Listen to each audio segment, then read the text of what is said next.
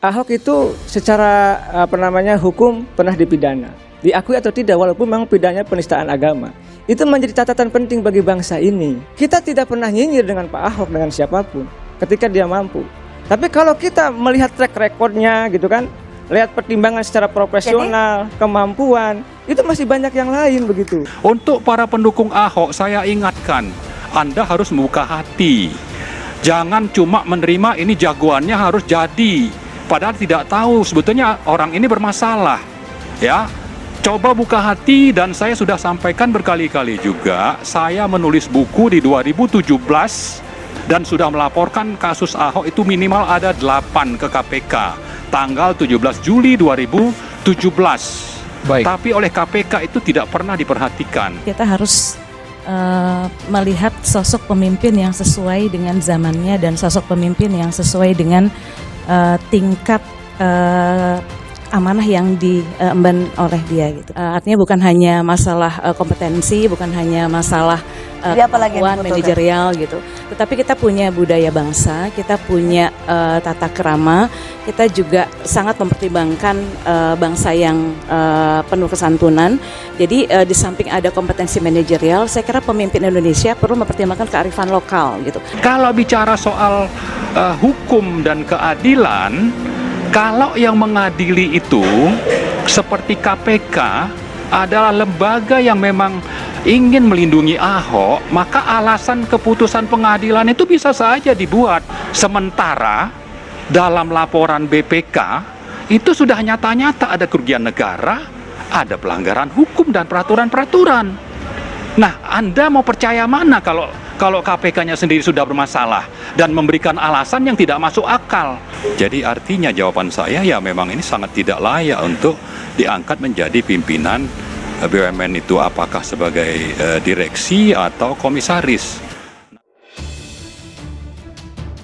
PBB, Ahok itu warga Tiongkok, gak bisa jadi presiden. Beredar video Ketua Umum PBB sebut Ahok itu warga Tiongkok dan bukan warga Indonesia. Dirinya menyebut Ahok tidak dilahirkan di Indonesia. Ketum PBB atau Partai Bulan Bintang menyampaikan pernyataannya dalam salah satu pidato di hadapan orang-orang. Kemudian, Ketum PBB bernama Yusril Iza Mahendra juga menegaskan pendapatnya bahwa Ahok tidak bisa jadi presiden lantaran dirinya tidak dilahirkan di Indonesia. Bahkan dengan yakin, Yusril menyebut Ahok merupakan warga negara Tiongkok karena tidak dilahirkan di Indonesia.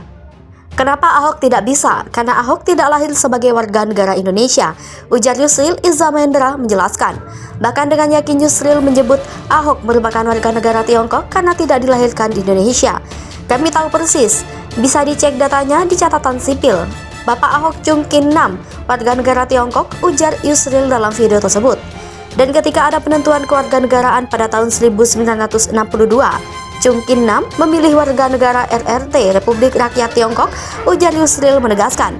Ahok lahir tahun 1996, berarti Ahok adalah warga negara RRT, ujar Yusril dalam video itu menegaskan.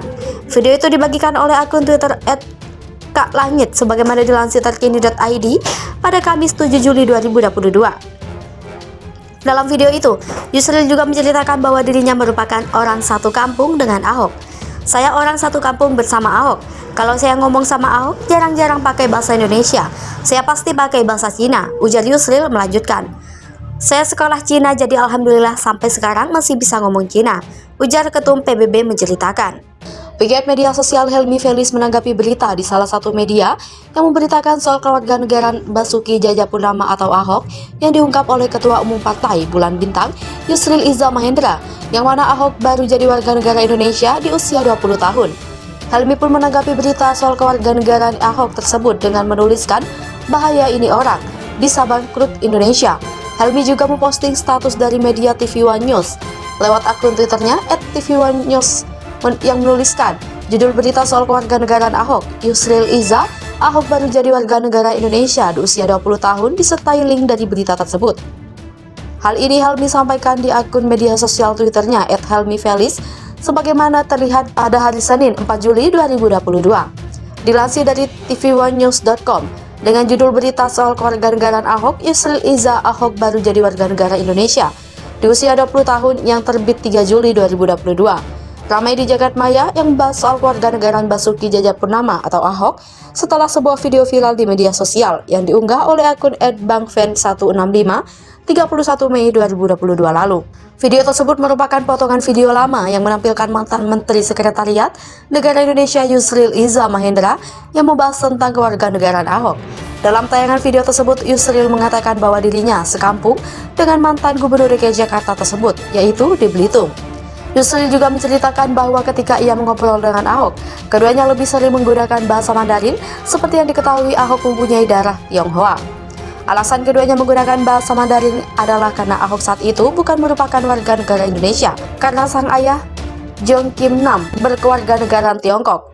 Yusril menjelaskan bahwa Ahok lahir sebagai warga Tiongkok dan baru pindah menjadi warga negara Indonesia pada tahun 1986.